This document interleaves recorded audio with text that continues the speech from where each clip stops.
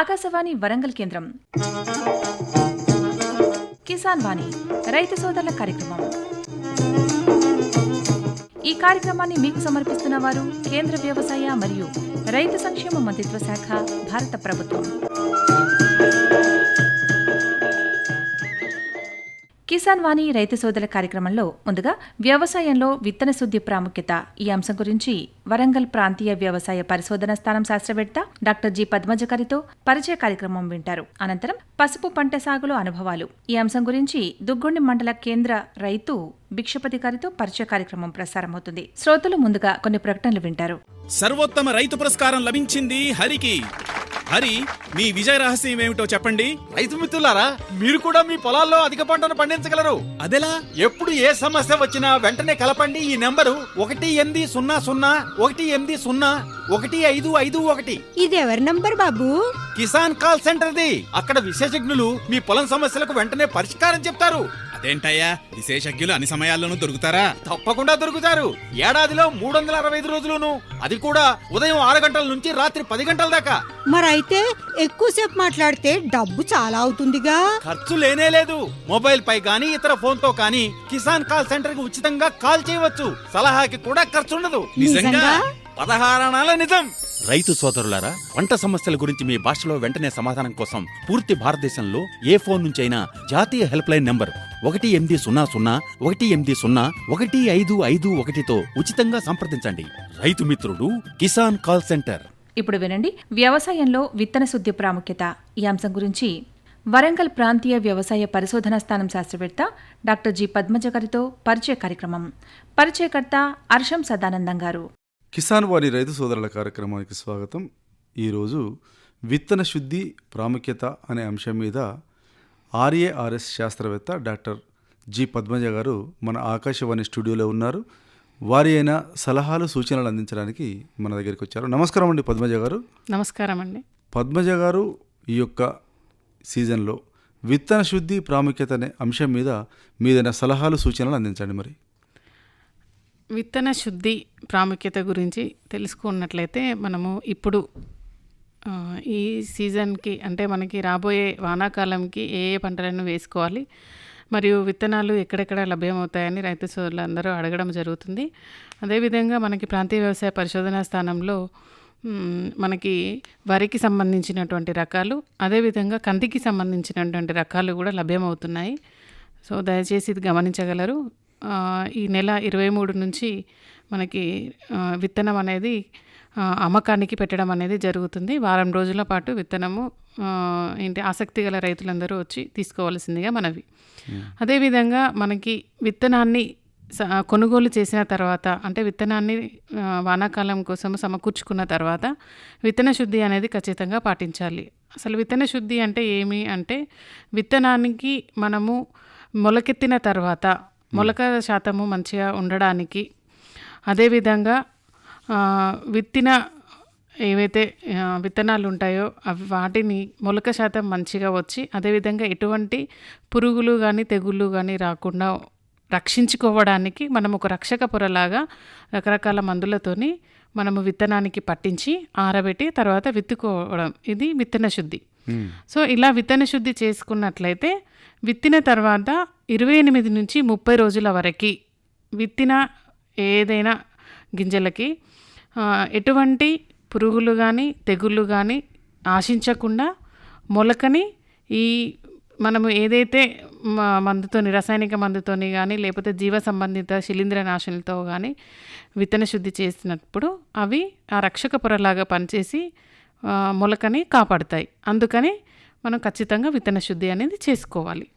ఇది మనకి తొలి దశలో అంటే మొలకెత్తిన తర్వాత తొలి దశలో ఆశించేటువంటి కీటకాల నుంచి కానీ లేకపోతే తెగుళ్ళ నుంచి కానీ రక్షించుకోవడానికి ఖచ్చితంగా విత్తన శుద్ధి అనేది చేసుకోవాలి. మేడం గారు, అసలు ఈ విత్తన శుద్ధి అంటే ఏంటి చెప్పండి. మరి మనము విత్తనాన్ని కాపాడుకోవడం అంటే విత్తనాన్ని కాపాడుకోవాలి అని అంటే మనము జనరల్గా ఏమవుతుంది అని అంటే మొలక అంటే విత్తనం ద్వారా ఆశించే తెగుళ్ళు ఉంటాయి. అదేవిధంగా విత్తనం ద్వారా ఆశించే వివిధ రకాల కీటకాలు ఉంటాయి. అంటే విత్తనాన్ని మనము స్టోరేజ్లో పెట్టినప్పుడు ఇప్పుడు మనకి వేసవి కాలంలో మనము కొంత పీరియడ్ మనం స్టోరేజ్లో పెడతాము, గోడౌన్స్లో పెడతాము విత్తుకునే ముందు, లేకపోతే విత్తనాన్ని కొనుగోలు చేసిన తర్వాత కూడా మనము కొంత పీరియడ్ స్టోరేజ్లో పెట్టుకుంటాం. సో అలా మనం ఎప్పుడైతే విత్తనాన్ని నిల్వలో పెట్టుకుంటామో ఆ నిల్వలో పెట్టిన సమయంలో ఏదైనా పురుగులు అంటే కీటకాలు కానీ లేకపోతే తెగుళ్ళు కానీ వాటికి ఆ విత్తనానికి ఆశించినట్లయితే అవి ఆ విత్తనంతో పాటు మొలకకి కూడా ఆశించే అవకాశం ఉంటుంది. అదేవిధంగా తర్వాత దశలలో కూడా ఆ తెగుళ్ళు కానీ పురుగులు కానీ అదేవిధంగా కొనసాగడం అనేది జరిగి పంటకి నష్టం ఆశించే అవకాశం ఉంటుంది. కాబట్టి విత్తనాన్ని విత్తుకునే ఒక 48 గంటల ముందు లేదా 24 గంటల ముందు మనము విత్తన శుద్ధి అనేది చేసుకున్నట్లయితే అది మనకి విత్తనానికి రక్షక పొరలాగా ఉంటుంది. సో అప్పుడు దాన్ని మనము విత్తనాన్ని మంచిగా కాపాడుకోవడానికి ఆస్కారం ఉంటుంది. కాబట్టి విత్తన శుద్ధి అనేది చేసుకోవాలి. ఇంకా పద్మజ గారు, విత్తన శుద్ధి వలన కలిగే లాభాలు ఏంటో చెప్పండి మరి. అయితే విత్తన శుద్ధికి మనము ఎందుకు చేసుకోవాలి, మరి దానివల్ల అసలు ఏం ప్రయోజనాలు ఉంటాయి అనేసి చాలామంది రైతులు అడుగుతూ ఉంటారు. అంటే కొన్ని రకాల ఏంటిది విత్తన శుద్ధి చేసే వస్తాయి కదా, మళ్ళీ మనం చేసుకోవడం ఎందుకు అనేసి కొంచెం అపోహ ఉంది. ఆల్రెడీ వస్తున్నాయి, మనం బయట మార్కెట్లో కొంటున్న విత్తనాలు వాళ్ళు ఆల్రెడీ ట్రీట్ చేసి ఉంటారు, మళ్ళీ మనం ఎందుకు చేసుకోవాలి అనేది సందేహాలు చాలా ఉన్నాయి రైతు సోదరులు. అయితే విత్తన శుద్ధిని ఎందుకు చేసుకోవాలి, అదే చేసుకున్న వల్ల లాభాలు ఏంటిది అని అంటే, విత్తన శుద్ధిని చేసుకోవడం వల్ల మొక్కని తెగుల చీడపీడల నుంచి రక్షించవచ్చు. అదేవిధంగా విత్తనం శుద్ధి చేసుకున్న తర్వాత మొలక శాతం అనేది గణనీయంగా పెరగడం అనేది గమనించవచ్చు. అంటే మొలక శాతం అనేది ఖచ్చితంగా పెరుగుతుంది.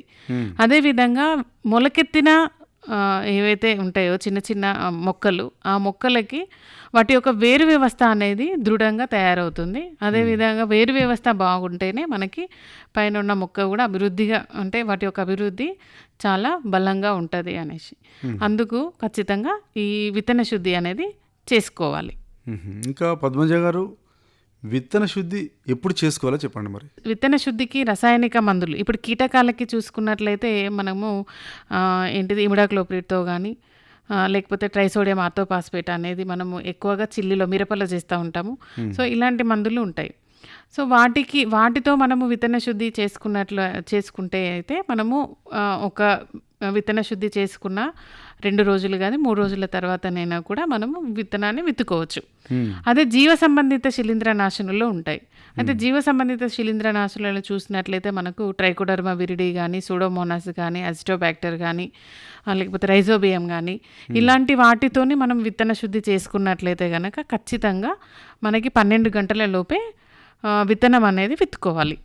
అంటే ఈ జీవ సంబంధిత శిలీంద్రనాశనులని మనము ఎక్కువసేపు ఎండలో ఆరబెట్టడం కానీ లేకపోతే సన్కి ఎక్స్పోజ్ చేయడం కానీ అలా చేసినప్పుడు వాటికి హానికరం జరుగుతాయి. కాబట్టి వాటిని మనం ఈ విత్తన శుద్ధి అనేది నీడలోనే చేసుకోవాలి.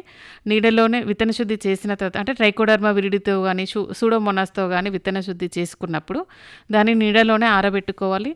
తర్వాత విత్తిన వెంటనే, అంటే 12 గంటల లోపే మనము విత్తనాన్ని విత్తుకోవాలి. సో అలా చేసినప్పుడే మంచి ఫలితం అనేది ఉంటుంది. ఏ పంటలలో విత్తన శుద్ధి అవసరం అనేది చెప్పండి మరి. అయితే ఈ మధ్య మేము రైతు ముంగిట్ల శాస్త్రవేత్తలు కార్యక్రమాన్ని నిర్వహించినప్పుడు రకరకాల, అంటే వివిధ గ్రామాలలో కండక్ట్ చేశాము. అయితే అక్కడ చాలామంది రైతులు ఇదే అడిగారండి, అంటే ఏ పంటలలో చేసుకోవాలి.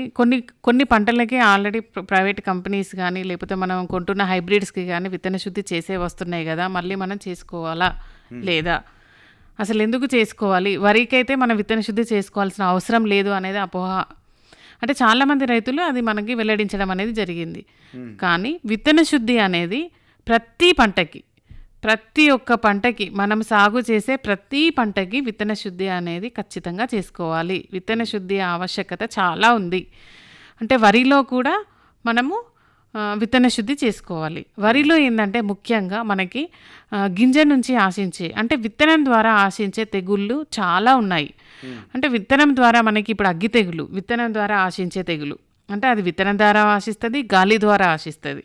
కాబట్టి విత్తనం ద్వారా ఆశించే ఆస్కారం ఉంటుంది. కాబట్టి విత్తన శుద్ధి ఖచ్చితంగా చేసుకోవాలి. ఇంకా బ్యాక్టీరియా ఆకు ఎండు తెగులు వరిలో, అది కూడా విత్తనం ద్వారా ఆశిస్తుంది. అదేవిధంగా మనకి కాండం కుళ్ళు తెగులు, అదేవిధంగా బ్లైట్, షీత్ బ్లైట్, పాంపొడ తెగులు కూడా విత్తనం ద్వారా ఆశించే అవకాశం ఉంటుంది. అంటే వేరుకుళ్ళు తెగులు, ఇవన్నీ కూడా మనకి వరిలో వచ్చే తెగుళ్ళు. ఈ అన్ని తెగుళ్ళు కూడా మనకి విత్తనం ద్వారా ఆశించే అవకాశం ఉంటుంది. కాబట్టి ఖచ్చితంగా వరికి కూడా మనము విత్తన శుద్ధిని చేసుకోవాలి.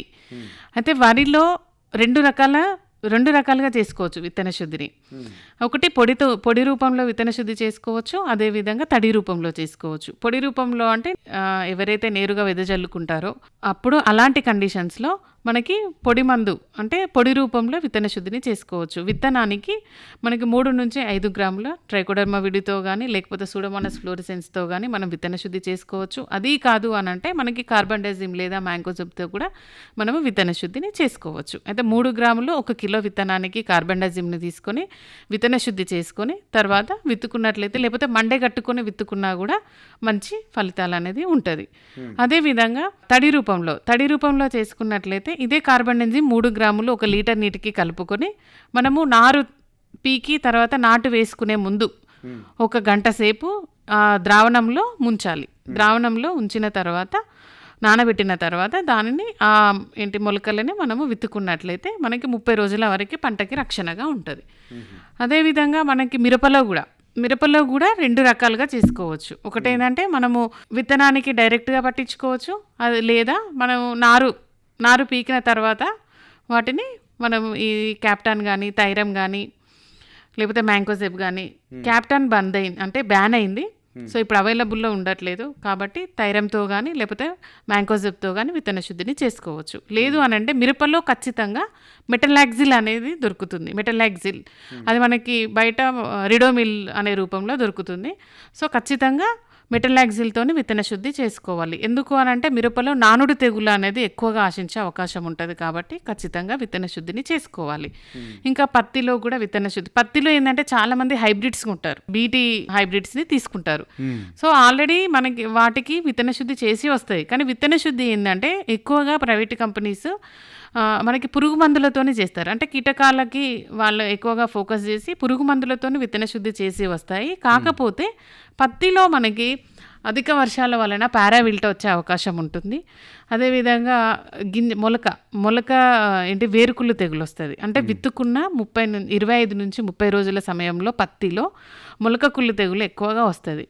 దానికి రైజాక్టోనియా అనే శిలీంధ్రము కారణము. ఆ శిలీంధ్రము భూమి ద్వారా ఆశించే అవకాశం ఉంటుంది. ఇటువంటి తెగుళ్ళని మనము అడ్రస్ చేయాలి అంటే వాటి నుంచి ఈ మొలకని కాపాడుకోవాలి, పంటని రక్షించుకోవాలి అని అంటే పత్తిలో కూడా ఖచ్చితంగా అంటే మనం కొన్న విత్తనానికి పురుగు మందులతో విత్తన శుద్ధి చేసినా కానీ తర్వాత మనము ఫంగిసైడ్స్తో కానీ లేదు అని అంటే బయోకంట్రోల్ ఏజెంట్స్ ఇందాక చెప్పిన ట్రైకోడర్మాతో కానీ విత్తన శుద్ధి చేసుకొని విత్తుకున్నట్లయితే మొదటి దశలో ఆశించేటువంటి తెగుళ్ళ నుంచి మనము రక్షించుకోవచ్చు. అదేవిధంగా మొక్కజొన్నకి కూడా విత్తన శుద్ధి చాలా అవసరం. మొక్కజొన్నలో ఏంటంటే ఎండు తెగులు ఎక్కువగా ఆశించే అవకాశం ఉంటుంది. ప్రతి యాసంగిలో వేసిన ప్రతి మొక్కజొన్న పంటలో ఈ సంవత్సరము ఎండు తెగులు పుష్పించే దశలో వచ్చే ఎండు తెగులుని గమనించడం అనేది జరిగింది. కాబట్టి మళ్ళీ మనము మొక్కజొన్నని వేసినట్లయితే ఖచ్చితంగా ఆ తెగులు ఇంకా తీవ్రత ఎక్కువగా అయ్యే అవకాశం ఉంటుంది. కాబట్టి ఖచ్చితంగా విత్తన శుద్ధి చేసుకొని విత్తుకున్నట్లయితే ఇటువంటి తెగుళ్ళని మనము కొంతవరకు నివారించుకోవచ్చు. ప్రతి పంటలో చేసుకోవాలి, ఖచ్చితంగా విత్తన శుద్ధి చేసుకోవాలి. అపరాల పంటలలో చేసుకోవాలి, నూనె గింజ పంటలలో చేసుకోవాలి. పండ్ల తోటలలో కూడా మనము మొదటగా పండ్ల తోటలు ఎవరైతే పెట్టుకుంటారో వాళ్ళు మొదటగా నాటుకున్నప్పుడు మొక్కలని నాటుకున్నప్పుడు ఖచ్చితంగా విత్తన శుద్ధి చేసుకోవాలి వేరు వ్యవస్థకి. అదేవిధంగా మనకి వెజిటేబుల్స్లో అయితే చాలా రకాల అంటే మొలక దశలో ఆశించే తెగుళ్ళు ఎక్కువగా ఉంటాయి. కాబట్టి తోటకూర పంటలు అంటే ఆకుకూర పంటలు కానీ లేకపోతే తీగజాతి పంటలు కానీ విత్తుకున్నప్పుడు ఖచ్చితంగా విత్తన శుద్ధి ప్రోట్రేళ్లలో వేసినా కానీ విత్తన శుద్ధి చేసి విత్తుకున్నట్లయితే అంటే మొదటి దశలో ఆశించే తెగుళ్ళని మనము నివారించుకోవచ్చు. కాబట్టి ప్రతి పంటకి ఈ పంట ఆ పంట అని ఏం లేదు, ప్రతి పంటకి విత్తన శుద్ధి చాలా అవసరం.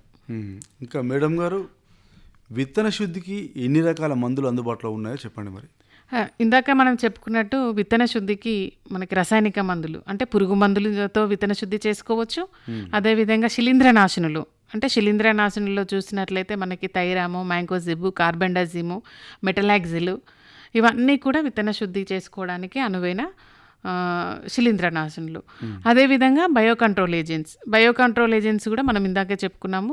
ట్రైకోడర్మా విరిడి అయితే మనకి 4 నుంచి 8 గ్రాములు 1 కిలో విత్తనానికి సరిపడా పట్టించి నీడలో ఆరబెట్టి విత్తుకోవాలి. అదే సూడోమోనాస్ ఫ్లోరిసెన్స్ అయితే 4 నుంచి 5 గ్రాములు 1 కిలో విత్తనానికి పట్టించి ఆరబెట్టి విత్తుకోవాలి. అదేవిధంగా రైజోబియంని కూడా చేసుకోవచ్చు.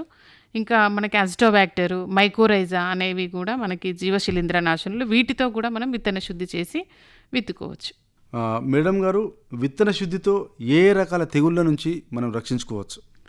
అయితే విత్తన శుద్ధి చేసుకున్నట్లయితే ఇందాక నేను చెప్పినప్పుడు విత్తనం ద్వారా ఆశించే తెగుళ్ళు ఎక్కువగా నష్టాన్ని కలుగజేసే అవకాశం ఉంటుంది. అంటే మొదటి దశలోనే విత్తిన 25 నుంచి 30 రోజుల్లో ఆశించే తెగుళ్ళని మనము ఈ విత్తన శుద్ధితోని కాపాడుకోవచ్చు. అదేవిధంగా కొన్ని రకాల శిలీంధ్రాలు ఏమవుతాయంటే అవి భూమి ద్వారా ఆశిస్తాయి. అంటే భూమిలోనే నివసించి ఉండి మనం విత్తుకున్న తర్వాత భూమి ద్వారా వేరు వ్యవస్థలోకి ప్రవేశించి తర్వాత తెగుళ్ళని వ్యాప్తి చెందుతాయి. అటువంటి అంటే భూమి ద్వారా సంక్రమించే తెగుళ్ళ నుండి, అదేవిధంగా మొలక నుంచి ఆశించే తెగుళ్ళ నుంచి రక్షించుకోవడానికి ఖచ్చితంగా విత్తన శుద్ధిని చేసుకోవాలి. సో ఇట్లా విత్తన శుద్ధి చేసుకున్నప్పుడు భూమి ద్వారా ఆశించే తెగుళ్ళని చూసినట్లే మనకి ఎండు తెగులు కానీ, లేకపోతే వడల తెగులు కానీ, వేరుకుళ్ళు తెగుళ్ళు కానీ, లేదు అని అంటే మనకి పారావిల్ట్, కాటన్లో చూసినట్లయితే పారావిల్ట్ తెగులు కానీ, నానుడు తెగులు కానీ, ఇలాంటి తెగుళ్ళన్నింటిని నుండి రక్షించుకోవాలి అని అంటే ఖచ్చితంగా విత్తన శుద్ధి అనేది పాటించాలి. శిలీంద్రనాశులను ఉత్పత్తి చేసే కేంద్రాలలో ఖచ్చితంగా ఈ ట్రైకోడర్మా విరిడి అనేది లభ్యమవుతుంది.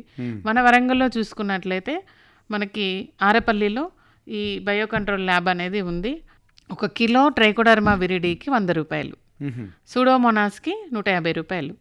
సో ఎంత చాలా తక్కువ. ఇప్పుడు మనకి రసాయనిక మందులతో పోల్చినట్లయితే ట్రైకోడర్మా విరిడి యొక్క ఖర్చు అంటే ధర అనేది చాలా తక్కువగా ఉంటుంది. 1 కిలో తీసుకున్నట్లయితే మనము విత్తన శుద్ధి చేసుకోవచ్చు. అదేవిధంగా పశువుల ఎరువులో కూడా కలుపుకొని మొక్కల మొదళ్ళలో చల్లుకోవచ్చు. మీ సలహాలు సూచనలు జిల్లా రైతులు పాటిస్తారని కోరుకుంటూ ధన్యవాదాలండి. నమస్కారం. తప్పకుండా రైతు సోదరులందరూ విత్తన శుద్ధి చేసుకొని విత్తుకోండి. తర్వాత మంచి అధిక దిగుబడులను పొందండి అనేసి ఆశిస్తున్నాను. నాకు ఈ అవకాశం ఇచ్చినందుకు కృతజ్ఞత. శ్రోతలు ఇంతవరకు వ్యవసాయంలో విత్తన శుద్ధి ప్రాముఖ్యత ఈ అంశం గురించి వరంగల్ ప్రాంతీయ వ్యవసాయ పరిశోధన స్థానం శాస్త్రవేత్త డాక్టర్ జి పద్మజ గారితో పరిచయ కార్యక్రమం విన్నారు. పరిచయకర్త అర్షం సదానందం గారు. శ్రోతలు ముందుగా కొన్ని ప్రకటనలు వింటారు. ప్రధానమంత్రి కిసాన్ సమ్మాన్ నిధి ఈ పథకం కింద 2 హెక్టార్ల వరకు పొలం కలిగిన రైతుల కుటుంబాలకు ఏడాదికి 6,000 రూపాయలు చెల్లించడం జరుగుతుంది. అది అర్హత గల రైతులకు 2,000 రూపాయల చొప్పున 3 వాయిదాల్లో నేరుగా వారి ఖాతాల్లో జమ చేయబడుతుంది. ఈ సన్న చిన్నకారు రైతుల కుటుంబాలను రాష్ట్ర ప్రభుత్వాలు ఎంపిక చేస్తున్నాయి. ఈ పథకం యొక్క పూర్తి ఖర్చును భారత ప్రభుత్వం భరిస్తోంది. ప్రధానమంత్రి కిసాన్ సమ్మాన్ నిధి రైతుల వ్యవసాయానికి సరికొత్త గౌరవం. వ్యవసాయ మరియు రైతు సంక్షేమ మంత్రిత్వ శాఖ, భారత ప్రభుత్వం ద్వారా జనహితార్థం జారీ. ఇప్పుడు వినండి పసుపు పంట సాగులో అనుభవాలు. దుగ్గొండి మండల కేంద్ర రైతు భిక్షపతి గారితో పరిచయ కార్యక్రమం. పరిచయకర్త అర్షం సదానందం గారు. నమస్కారం అండి భిక్షయ్య గారు. నమస్కారం. మీరు ఎన్ని సంవత్సరాలుగా ఈ పసుపు పంట పండిస్తున్నారు? పసుపు పంటను పండించాలంటే ఏ పద్ధతులు పాటించాలనేది వరంగల్ జిల్లా రైతులకు క్షుణ్ణంగా చెప్పండి. దాదాపు 15 సంవత్సరాల బట్టి వ్యవసాయం చేస్తాను. మా నాన్న ద్వారా తెలుసుకున్నాం వ్యవసాయం గురించి. పసుపు మేము 25 సంవత్సరాల బట్టి ఎత్తాను. నా ద్వారా పసుపు విత్తనం మా చేనులదే తీసుకుంటాం, ఏరుకుంటాం. మంచి కొమ్ములు ఏరుకొని ఎకరాన్ని 10 క్వింటాల లాగా తీసుకుంటాం. తీసుకొని పక్కన పోసుకొని విత్తన శుద్ధి చేసుకుంటాం. M45 కానీ, కార్బానిజం కానీ, కాఫర్ కానీ, బావిష్టం కానీ, నీళ్ళల్లో నానబోసి అంటే పంపుతోటి అన్న చేతితోటి నీళ్ళ చల్లుడు కానీ చేసి కుప్ప పోసి మళ్ళీ చిలకలో పెంట పోస్తాం. పెంట పోసి ఇరువాలు దున్నుతాం. దున్ని గొర్రె కొట్టుకొని గుడ్డు కొట్టుకొని తడిపి వేసుకున్నాడు కానీ వర్షం పడితే వేసుకున్నాడు వేస్తాం. 6 కూలీలో పెట్టుకుంటాం. బస్తాలలో నింపుకొని పోతాం. 1 DAP, 1 పొటాషు తీసుకుంటాం, వేస్తాం. పసుపును ఎట్లా విత్తుకోవచ్చు? నాగలతోటి, ఎడ్ల నాగలతోటి. ఎట్లా దున్నుకోవాలి? ట్రాక్టర్ తోటి దున్నాలా లేదంటే ఎడ్ల నాగలతో దున్నాలా? ఎడ్లుంటే ఎడ్లతోటి, ట్రాక్టర్ లేకపోతే ఎడ్లు లేకపోతే ట్రాక్టర్ తోటి. అంటే దేనితో దున్నితే బాగుంటుంది అంటారు? ట్రాక్టర్ తోటి అయితే దుక్కి బాగా అవుతుంది. ఎడ్లతోటి అయితే కొంచెం తక్కువ, ఇరువాళ్ళు 2-3 సార్లు దున్నాలి ఎడ్లతోటి అయితే. అంటే పెట్టుబడి ఏ విధంగా ఉంటుంది? ఇప్పుడు ఎడ్ల నాగలకి ఎక్కువ ఖర్చు వస్తుందా లేదంటే ట్రాక్టర్కి ఎక్కువ ఖర్చు వస్తుందా? ఎడ్లు లేని వాళ్ళకు ఎడ్లతోటి ఖర్చు ఎక్కువ వస్తుంది, ట్రాక్టర్ తోటి తక్కువ ఖర్చు అవుతుంది. ఎడ్లు వాళ్ళకైతే ఎడ్లతోటి ఖర్చు తక్కువ ఉంటుంది. అంటే దున్నిన తర్వాత మరి ఏం చేయాలి? మరి చిలకలో పచ్చి రొట్టె కానీ లేదంటే సేంద్రియ ఎరువులు కానీ ఏమైనా చల్లుకోవాలా? ఈ పెంట కానీ ఏమైనా లేదంటే గొర్రెల మంద కానీ ఏమైనా పెట్టుకోవచ్చు? పెట్టుకోవచ్చు కానీ ఇక గొర్రెల మంద లేదు, పెంటే చల్లుకుంటాం మేమైతే. పెంట ఇంకా సేంద్రియ ఎరువు బత్తాలు అమ్మ చేసుడు అవి కొన్ని ఈ సేంద్రియ ఎరువులలో ఏమేమి వేసేది? చేప పిండి వాడుకుంటాం. ఎకరానికి 2, 3 అట్లా. సేంద్రియ ఎరువులు వాడడం వల్ల భూమిలో మంచి బలంగా తయారైంది అంటారు భూమి. పోషకాలు పెరుగుతాయి, మంచిగా దిగుబడి బాగా రావడానికి అవకాశాలు ఉంటాయి. చిన్న తర్వాత గుంటక కొడతాం ఒకసారి 10 రోజులకు, మళ్ళీ 20 రోజులకు ఒకసారి కొట్టుకొని దున్నుతాం. మళ్ళా మందు డిఏపి, యూరియా, పొటాషియం పోసి దున్నుతాం. దున్ని తర్వాత ఇక వర్షాలు బాగుండి వైరస్ బాగా వచ్చి రోగాలు వస్తే పైన M45, బావిస్టాన్, కాఫర్, ఇక మచ్చ రోగానికి, తాటాకు తెగులుకు పొడి మందులు స్ప్రే చేస్తాం. తర్వాత ఇక దుంపకుళ్ళు వచ్చినప్పుడు కాఫర్ ఏదన్నా కింద చేతి పంపు ద్వారా ఉన్నప్పుడు కొట్టుకుంటాం. ఇక వర్షాలు తక్కువ ఉంటే వైరస్ తక్కువనే ఉంటుంది. ఇక పసుపు దున్నడానికి వచ్చే టైం వరకు వారానికి తడి షోక్ అయితే, రాగడైతే 10 రోజులు 15 రోజులు. వర్షాలు బాగుంటేనో నీళ్ళు తక్కువ పడతాయి, వర్షాలు తక్కువ ఉంటే నీళ్ళు ఎక్కువ అవసరం. వర్షాలు ఈ సంవత్సరం లేవు వాటికే కొన్ని చేన్లు ఎండిపోయినాయి. ఈ పసుపులో గడ్డి ఉంటుంది కదా, గడ్డిని ఎట్లా తొలగిస్తారు? గడ్డిని గుంటగా 2 సార్లు కొడతాం, ఒకసారి దున్నుతాం, మళ్ళా 2 సార్లు 3 సార్లు కలుపు తీసుకుంటాం. ఇక గడ్డి మందు వాళ్ళే ఎక్కువ. అంటే గడ్డి మందు వాడితే ఎట్లుంటుంది? వాడితే ఒక 1 నెల రోజుల దాకా పనిచేస్తాడు. ఫస్ట్ కలుపు తగ్గుతాడు. గడ్డి మందు ఒకసారి అదే ఇత్తనం వేసినాక తెల్లారి స్ప్రే చేస్తే ఒక కలుపు గడ్డి గింజలు లేకుండా పోతాయని సార్ చెప్తే తెలుసు. బుచ్చయ్య గారు, మీరు ఎన్ని సంవత్సరాలుగా మీరు ఈ పంటలు పండిస్తున్నారు? నేను ఒక 10-15 సంవత్సరాలు అవుతాను. అంటే పంటలు పండించేటప్పుడు మీరు ఒక పసుపే పండిస్తారా, ఇంకా వేరే ఏమైనా వాణిజ్య పంటలు పండిస్తారా? పసుపు, పత్తి, వరి. అంటే ఈ అన్ని పంటల్లో నీకు ఇష్టమైన పంట ఇది మరి? పసుపే. పసుపు అంటే మీరు ఎందుకు ఇష్టపడతారు? మాకు మంచిగా దిగుబడి వస్తుంది వాటికి. అంటే దిగుబడి వస్తుంది, దిగుబడి తర్వాత దానికి గిట్టుబాటు ధర కూడా ఏ విధంగా? గిట్టుబాటు ధర ఈ 3-4 సంవత్సరాల బట్టి కొంచెం మంచిగా ఉంటుంది. ఇప్పుడు ప్రస్తుతానికి ఎంత నడుస్తుంది మరి? 13,500, ఒక వారం 10 రోజులు 15,000 అయింది. పసుపు పెడతారు కదా మీరు, దానికి ఎలాంటి తెగుళ్ళు వస్తాయి, తెగుళ్ళకు నివారణ చర్యలు ఏ విధంగా, ఏ మందులు కొడతారు? ఆకుమచ్చ తెగులుకు M45, బావిస్టాను, కాఫర్, భీము అట్లా స్ప్రే చేస్తాం. అంటే దీంతో స్ప్రే చేస్తారు దాన్ని? పవర్ స్ప్రేతో. పవర్ స్ప్రే తోటి స్ప్రే చేసిన తర్వాత ఎన్ని రోజులకు మరి ఆ తెగుళ్ళు ఉన్నాయమైతే? 2-3 రోజుల వరకు కంట్రోల్, 4 రోజుల వరకు కంట్రోల్ అవుతాయి. వారానికి 2-3-4 సార్లు కొడతాం. పంట మీద 3-4 సార్లు కొడతాం. కొట్టిన తర్వాత ఆ తెగుళ్ళు ఎన్ని రోజులు ఉన్నాయవుతుంది? 4-5 రోజుల కంట్రోల్ అవుతుంది. తర్వాత మళ్ళీ వచ్చే అవకాశం ఉంటుందా, లేకపోతే మళ్ళీ రాకుండానే పోతుంది? వర్షాలు ఎక్కువ ఉంటే, తేమ ఎక్కువ ఉంటే మళ్ళీ వస్తుంది. తేమ ఎక్కువ ఉంటే మళ్ళీ వస్తుంది కాబట్టి మళ్ళీ స్ప్రే చేసుకుంటాం. అంటే ఏమి తెగుళ్ళు వచ్చే అవకాశాలు ఉంటాయి ఎక్కువ? ప్రధానంగా ఏం తెగుళ్ళు వస్తాయి? మచ్చ తెగులు, దుంపకుళ్ళు తెగులు వచ్చినప్పుడు ఏ విధంగా నష్టం అవుతుంది? ఫస్ట్ దుంపకుళ్ళు తెగులు వస్తే మొత్తం పంటే దిగుబడి తగ్గిపోతుంది. మచ్చ తెగులు వస్తే మందులతోటి స్ప్రే తోటి తగ్గుతుంది, కానీ దుంపకుళ్ళు తెగులు వస్తే కంట్రోల్ కావడానికి సాధ్యం కాదు. ఇప్పుడు మనం విత్తన శుద్ధి చేసుకునేటప్పుడు పసుపు తెచ్చుకుంటాం కదా, దాన్ని ఏ విధంగా శుద్ధి చేయాలి? దాంట్లో ఏమన్నా పెస్టిసైడ్స్ ఏమైనా కలపాలా, లేదంటే ఉత్తానే తీసుకుపోయి పెట్టాలా దాన్ని? ఇది M45, బ్లూ కాఫరు, బావిస్టాను ఇవే ఇక కలుపుకుంటాం. ఒక ఎకరాకి ఎంతమంది తోటి పెట్టి? 8 మంది 7 అట్లా. పెట్టిన తర్వాత దానికి యాజమాన్య పద్ధతులు ఏ విధంగా, దాన్ని ఎట్లా జాగ్రత్తగా చూసుకోవాలి? కలుపు పడకుండా నెలకోసారి 20 రోజులకు ఒకసారి అట్లా కలుపు తీసుకోవాలి. కలుపు ఉన్నదంటే తీసుకోవాలి, కలుపు ఉంటే పంట దిగుబడి తగ్గుతుంది. పసుపు వేస్తాం కదా, పసుపు వేసిన తర్వాత పసుపు లోపల అయింది అని తెలవడానికి ఎట్లా సూచించచ్చు? పసుపు అయిందంటే అది పసుపు ఊరినప్పుడు భూమి పగులుతుంది, పగిలి కొమ్ములు బయటికి వెళ్తాయి, కొన్ని పక్కన వెళ్తాయి. మళ్ళీ అది అయిందంటే పైనుంచి వెళ్ళి ఆకు చనిపోకుండా కాండం పడిపోతుంది, మొత్తం ఆకంతా చనిపోతుంది. దాన్ని ఎట్లా ఏ విధంగా తీయాలి మరి పసుపు భూమిలో నుండి? మళ్ళీ నాగలతోటి దున్నుకొని కూలీలో పెట్టి ఏరి కుప్ప పోసి మళ్ళీ దేని దానికి చేసుకుంటాం. తల్లి కొమ్ము పిల్ల కొమ్ము చేసి. ఈ తల్లి కొమ్ము పిల్ల కొమ్ములను వేరు చేస్తారు కదా, వేరు చేసిన తర్వాత దాన్ని ఏ విధంగా అమ్ముకోవచ్చు మరి? దాన్ని ఉడకబెట్టి ఎండ పోస్తాం, ఎండ పోసి శుద్ధి చేసి తూర్పాల ఇట్లా పట్టుకొని మార్కెట్ తీసుకొచ్చి. బుచ్చయ్య గారు, పసుపు కానీ మొక్కజొన్న కానీ పత్తి పండిస్తున్నారు కదా, వరి పండిస్తున్నారు కదా, మరి మిమ్మల్ని చూసి ఎవరన్నా పంట పండించడం నేర్చుకున్నారా మీ దగ్గర? మా ఊళ్ళో ఇప్పుడు ఫస్ట్లో మేము వేసినప్పుడు ఒక 10 మంది రైతుల దాకా వేసేది. ఇప్పుడు 20-25 మంది 30 మంది రైతుల దాకా అయింది. పసుపు పంట పండిస్తే లాభం అంటారా, నష్టం అంటారా మరి? లాభం, నీళ్లు ఉండాలి, నీళ్లు బలం కావాలి. అంటే భూమిలో బాగా బలం కావాలంటే ఏం చేయాలి మరి, ఏం జాగ్రత్తలు పాటించాలి? పశువులేరు, గొర్రెల మందలు, రాగడి మట్టి, చెట్ల మట్టి. అంటే చెర్ల మట్టి ఎన్ని ట్రిప్లు కొడితే బాగుంటుంది? ఎకరానికి 50-60. దానికి కూడా ఎంత ఖర్చు అవుతుంది? 10,000 దాకా అవుతుంది. అంటే 10,000 ఖర్చు పెట్టి మనం దానికి తగిన లాభాన్ని పొందవచ్చు అంటారు? ఉండొచ్చు. మీరు ఎన్ని ఎకరాల్లో పంటలు పండిస్తున్నారు? నాకు 2 ఎకరాలే ఉన్నది.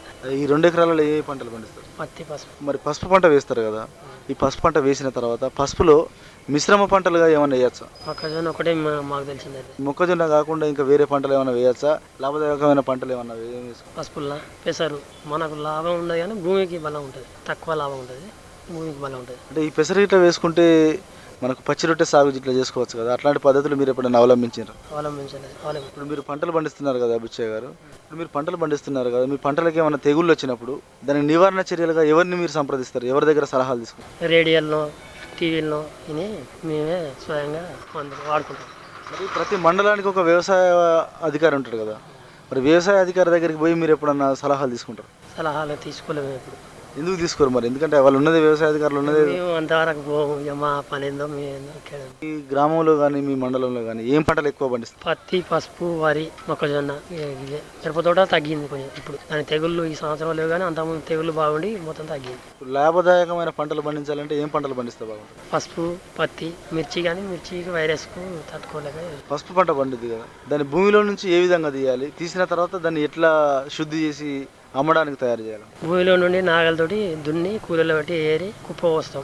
కుప్ప పోసి దాన్ని తల్లిగడ్డ, పిల్లగడ్డ వేరు కూలీలతో ఇరిచి దానికి కుప్ప పోతాం. కుప్ప పోసి ఉడకబెట్టి ఎండపోతాం. ఎండపోసి 15-20 రోజులు ఎండుతుంది. ఎండినాక తల్లి కొమ్మును గుంటకతోటి రాకుతాం. రాకి తూర్పాల పోసి బత్తాలలో నింపుకుంటాం. ఆ పిల్ల కొమ్ము కూడా ఈకలి ఇట్లుంటే చెదారం ఉంటే దాన్ని కూడా తూర్పాల పోసుకుంటాం. పోసుకొని బత్తాలలో పోసుకొని తీసుకొచ్చుకుంటాం. ఈ బత్తాలలో పోసుకున్న తర్వాత కానీ ఎండపోసిన తర్వాత కానీ ఏమన్నా నీరు తాకినప్పుడు ఏమైనా బూజొచ్చే అవకాశాలు ఉంటాయా? ఉంటాయి. మరి దానికి ఎలాంటి జాగ్రత్తలు పాటించాలి? నెల దాకా ఉంటే ఏం రాదట, నెల తర్వాత పురుగు వస్తుందట. మరి మనకు తెలియదు కానీ అంటే మరి ఆ నెలలోపు నెల తర్వాత మనం ఎలాంటి జాగ్రత్తలు పాటించాలి? మన జాగ్రత్తలు ఏం తెలియదు కానీ కోల్డ్ స్టోర్లో వేసుకుంటారు. ఇక అవసరం లేని వాళ్ళు, ఇక అవసరం ఉన్న వాళ్ళు అమ్ముకుంటారు. ఇప్పుడు దాన్ని శుద్ధి చేసేటప్పుడు ఏ విధమైనటువంటి జాగ్రత్తలు పాటించాలి? ఎట్లా ఉడకబెట్టాలి పసుపును? ఉడకబెట్టేటప్పుడు ఒక పినంలో 8 బత్తాలు 8 యూరియా సంచులు పడుతుంది. పెద్ద దాంట్లో 50 కిలోలు వచ్చే దాంట్లో అది అందులో పోతాం. 8 యూరియా సంచులు పోసి 6-7 బిందెలు నీళ్ళు పోతాం. 7 బిందెలు నీళ్ళు పోసి మంట పెడతాం. 40 నిమిషాలు ఉడకబెడతాం. 40-45 నిమిషాలు ఉడకబెట్టిన తర్వాత 2 పొంగులు వస్తుంది. 2 పొంగులు వచ్చినాక 3 పొంగుల వరకు దించేస్తాం. దించేసి పోసి మళ్ళీ పోసుకొని మళ్ళీ ఉడకబెడతాం. దాన్ని ఇంత సమయం అని ఉంటుందా? దానికి ఇంత సమయం ఉడకబెట్టాలి? 40 నిమిషాలు 45 నిమిషాలు. దానికి ఎంతమంది పని వాళ్ళు పడతారు? 6-4. చిన్న అయితేనో 4, పెద్ద అయితే 6. ఎన్ని రోజులు ఉడకబెట్టాలి, ఎన్ని రోజులు ఆరబెట్టాలి? దాన్ని ఉడకబెట్టడం అంటే ఎకరం అయితే 2 రోజులు, 20 గుంటలు అయితే 1 రోజు, 20 రోజులు ఎండబెట్టాలి. పసుపు పంట పండిస్తున్నారు కదా, పసుపు పంట పండించిన తర్వాత మార్కెట్కి వెళ్ళేటప్పుడు దానికి గిట్టుబాటు ధర ఏ విధంగా ఉంటుంది? గిట్టుబాటు ధర అంటే ఇప్పుడు 13,000, 13,500, 13,000. ఇక పంట దిగుబడి వస్తే గిట్టుబాటు అవుతుంది. పంట దిగుబడి రాకపోతే ఇక అదే అంతకుముందు రేటే వచ్చినట్టు అనిపిస్తుంది. ఈ పసుపు పంట వేసుకుంటే మనం లాభాలు ఆర్జించవచ్చు, కుటుంబాన్ని పోషించుకోవచ్చు అంటారా? నీళ్లు ఉంటే ఇక మనకు లాభమే, నీళ్ళు లేకపోతే ఇబ్బంది. పసుపు పంట మీద ఆకాశవాణి శ్రోతలకు మీరు ఏ విధమైనటువంటి సలహాలు ఇస్తారు? ముందుగా విత్తనం మంచి తీసుకొని విత్తన శుద్ధి చేసుకోవాలి. M45 అయినా, కాఫర్ అయినా, బావిస్టన్ అయినా తీసుకొని విత్తన శుద్ధి చేసుకొని కుప్ప పోసుకొని ఒకసారి లేదా 2 సార్లు కూడా విత్తన శుద్ధి చేసుకోవచ్చు అంటారు. కానీ మేమైతే ఒకసారి విత్తన శుద్ధి చేసుకుంటాను. చేసుకొని వేసుకుంటాను.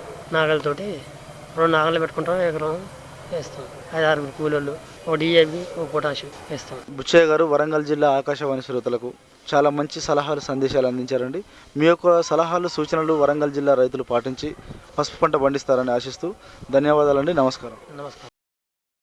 ఇంతవరకు శ్రోతలు పసుపు పంట సాగులో అనుభవాలు దుగ్గొండి మండల కేంద్ర రైతు భిక్షపతి గారితో పరిచయ కార్యక్రమం విన్నారు. పరిచయకర్త అర్షం సదానందం గారు. శ్రోతలు ముందుగా కొన్ని ప్రకటనలు వింటారు. किसान भाइयों गांठ बांध लो, गांठ बांध लो, बहुत बहुत है काम की, समृद्धि के पैगाम की। मिट्टी के मिजाज को समझो, मिट्टी के हर राज को समझो, मिट्टी की तुम जांच कराओ, मुफ्त सॉइल हेल्थ कार्ड ले जाओ। अभी मुनासिब बीज लगाओ, सही किस्म की खाद ले आओ, जितनी जरूरी उतनी डालो, सही मात्रा खुद पहचानो, इसको अपना मंत्र बना लो, मिट्टी की सेहत तो जानो। बात बहुत है काम की, कम लागत अधिक वरदान की। किसान भाइयों गांठ बांध लो, आज ही मिट्टी की जांच कराएं। राज्य सरकार के कृषि अधिकारी से संपर्क करें और मुफ्त में सॉइल हेल्थ कार्ड पाएं। कृषि और किसान कल्याण मंत्रालय द्वारा किसान हित में जारी। ఇంతటితో ఈనాటి కిసాన్ వాణి రైతు సోదరుల కార్యక్రమం సమాప్తం. ఈ కార్యక్రమాన్ని మీకు సమర్పించిన వారు కేంద్ర వ్యవసాయ మరియు రైతు సంక్షేమ మంత్రిత్వ శాఖ, భారత ప్రభుత్వం.